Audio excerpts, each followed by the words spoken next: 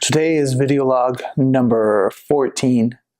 Right now I'm just at my family's house, just helping out.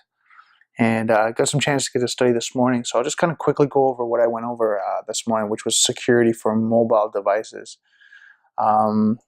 Just kind of quick list of what I covered today, and it was just interesting. I mean, things that we have to think about, especially over the Christmas season. So you look at device security, full device encryption. So trying to encrypt your device, your mobile device, making sure all the data is encrypted.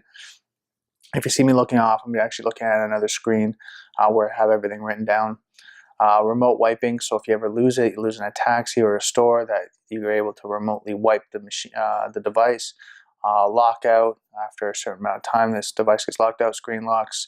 GPS, one thing, GPS and geo-tagging, right? So I'd recommend, you look at potentially turning those off. Application controls, what you can install, what you can't install. Storage segmentation, I mean, storing all your data off into a secondary location. So what happens is, if you ever lose a device, you don't lose any of the data. Asset tracking, that's more for business, so that where you're tracking like kind of the mobile device and just making sure who has it. And of course, when it comes with inventory control, mobile device management, device access control, removable storage, and disabling unused features. So for stuff like you don't need to use, maybe sometimes what happens is some of the application or some of the devices come with things that you don't need, so you can just remove them. Application security, key management, credential management, authentication, and that's what I'm saying, like geo-tagging. I see a lot of people when it comes to social media marketing, people are posting their images, their videos, and they don't realize that they're actually tagging where they are. So you have to be very careful doing that, especially for yourself, for security, as well as if you're doing with your family, friends, kids, whatever. There's a lot of shady people out there, so you want to make sure you protect yourself. Then application security for like encrypting the data that's going across. They talk about application whitelisting and blacklisting. So if an application's on a whitelist, that it can be installed. If it's on a blacklist, it shouldn't be. Transitive trust authentication. Then in this video, I think it was video number 26, they talk about BYOD, which is bring your own device into work. So this is for the network administrators, security administrators of companies, like data ownership, support ownership, patch management, antivirus management, forensics. So if there's anything that comes up, you can do forensics on it.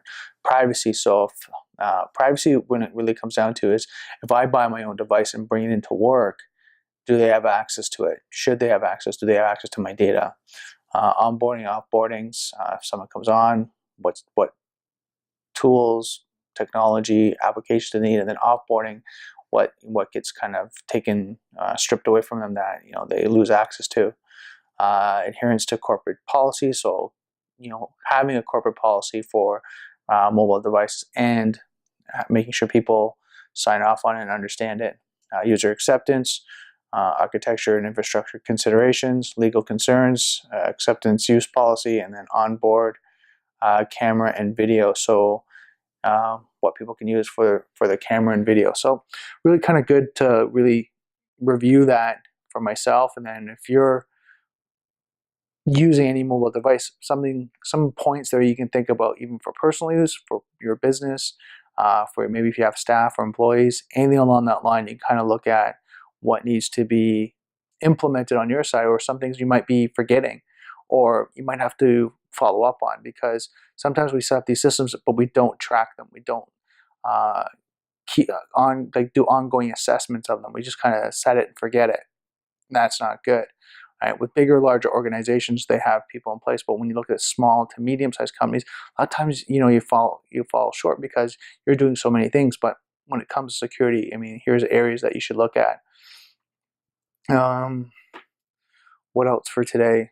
Kind of a little bit tired today, just a lot going on, getting a lot of work done, being mobile accessible, and having the ability to go around from place to place, using my laptop and any other devices. So it's kind of good that I have that access.